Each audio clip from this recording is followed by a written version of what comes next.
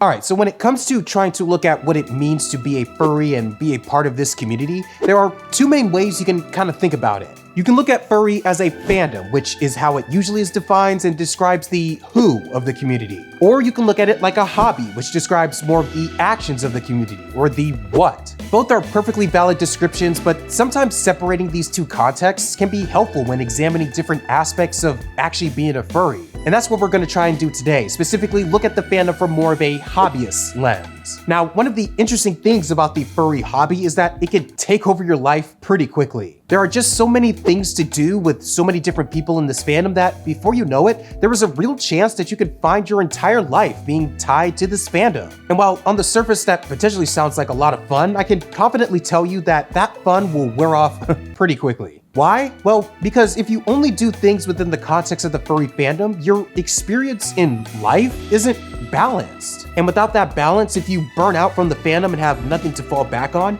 you could screw things up about your day-to-day pretty quickly. So let's try looking at how to fit this all-encompassing hobby into the rest of our day-to-day lives, which sounds like a tough task, but if you're smart about it, you could actually mix being a furry into your life pretty seamlessly. Let me explain. Now, when it comes to talking about balancing your life, there are many schools of thought on how to put that abstract idea of balance into tangible actions. And one thing I've learned over the years is that everyone has their own way of doing that. And more importantly, one person's way may not resonate with another person's methods. I'll give you an example. For me, I am a time management freak, and every single hour of every single day is planned and written down in a calendar. And that works for how my brain works. I prefer to not have to guess when I'm doing 30 minutes, 30 hours, or even 30 days from now, so I could just focus on executing whatever tasks I do have. However, that does not work for everyone. In fact, I'm sure just hearing about how my life works made a few of you cringe internally. Many people thrive when things just happen when they happen, and they figure it out as they go along instead of stressing over how each day should be going. All of this is to say is that you know how to manage your time the best. So when thinking about how to properly balance being a furry with all the other stuff you have going on, the execution of these ideas will be left up to you. But let's get back to the main idea of this video, fitting furry into your life in a way that's balanced and healthy,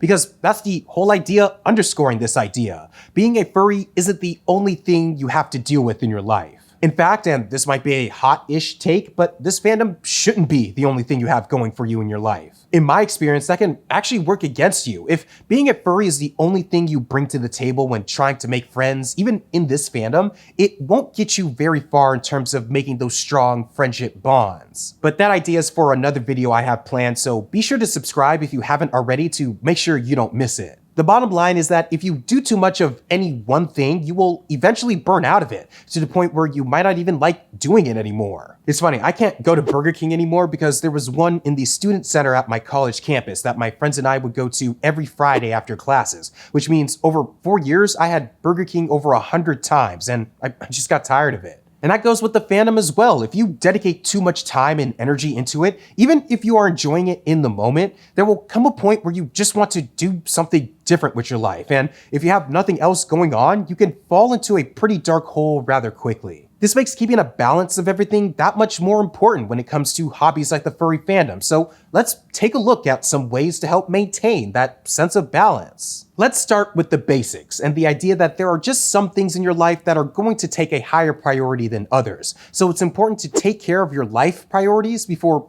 anything else. At the end of the day, being a furry is a hobby, something you do in addition to all the other things that you have to take care of. But it shouldn't come at the expense of your most important aspects of life. In fact, it should really be the opposite. This includes things like work or school. Those should almost always be taken care of first before doing anything else in this hobby. Fun fact about me, I knew about the furry fandom and was a pretty passive participant in it when I was in high school, but I never made a Sona or went to any events until after I graduated college because my priority at that time was doing well in school. And I'm so glad I did that because even though I started getting into the fandom later in my life, it was after I got a job that allowed me to fund my activities in the fandom. A job I probably don't have if I distracted myself getting too deep into the fandom too early. Now again, maybe you're in a situation where you can manage both your schooling or your job and the fandom just fine. But the main idea is that if you have to choose between one or another, the thing that has the most direct impact on you and your future should always take priority. I mean, almost all of the time. And that goes for your personal well-being as well. If being a furry is draining you emotionally or even physically or financially, you might have to take a step back and give it a rest for a bit until these other, more important parts of your life are completely taken care of.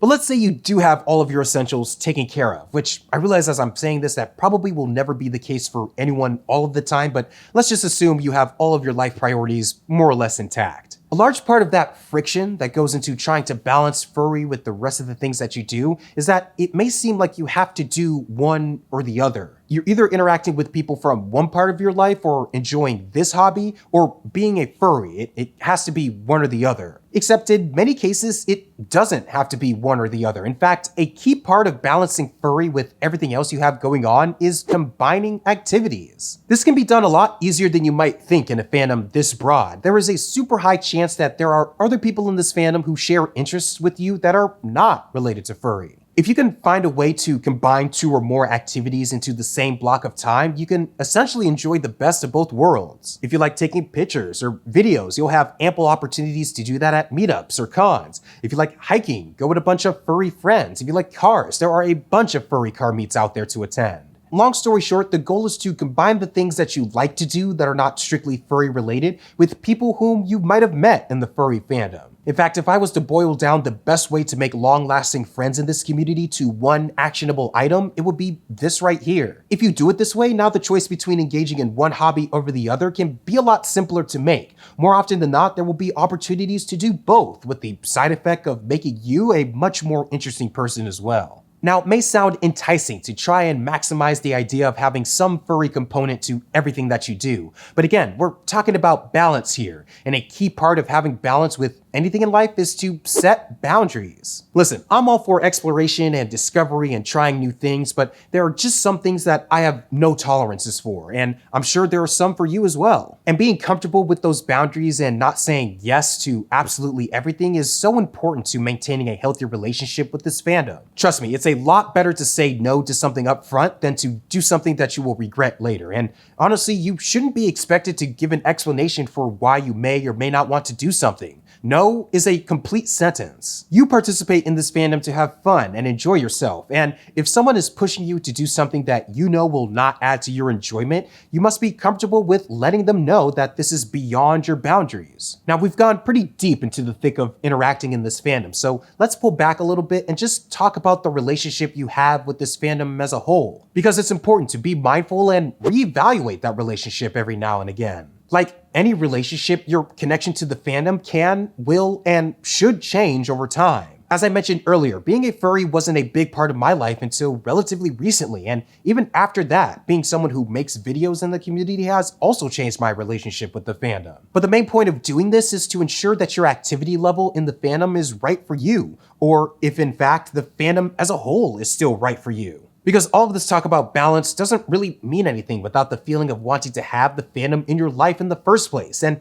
even that might change over time. This is why I'm such a big advocate for taking breaks in the fandom. Sometimes it can get to be too much, or you just want to work on parts of yourself before you feel like you're ready for all of this fandom has to offer. And that's perfectly fine. This fandom isn't going anywhere, and especially if you made strong friendships in this community, they will be there to support you even outside of the fandom as well. But many times you can only come to that realization if you take the time to reflect on your relationship with the fandom. So be sure to make time for that every so often. Now, there are a lot of smaller and even bigger things that you can do to help keep a sense of balance between furry and the rest of your life, but most of them are somewhat related to the previous 4 ideas. But there is one we haven't talked about yet, one that more or less ties all of this together, and that's to enjoy the process. I can tell you right now, you're going to make mistakes, miscalculations, and misjudgments while being in this fandom. That's just how it works. That's how life works. And sure, some of them are going to be worse than others, but the opposite is also true. You have an incredible opportunity to experience some of the highest highs in your life in this fandom as well. And it kind of has to be this way. The good has to come with the bad, and vice versa. And understanding and enjoying the process it takes to engage with this hobby is part of what makes this fandom so fun. Because that's the end goal. That's the goal of this hobby. That's the goal of any hobby, to have fun. And when everything around this hobby is as balanced as can be, it makes having that fun a whole lot easier. All right, that's been it. Thank you for watching. I'll catch you in the next one. But until then, stay wild out there. Peace.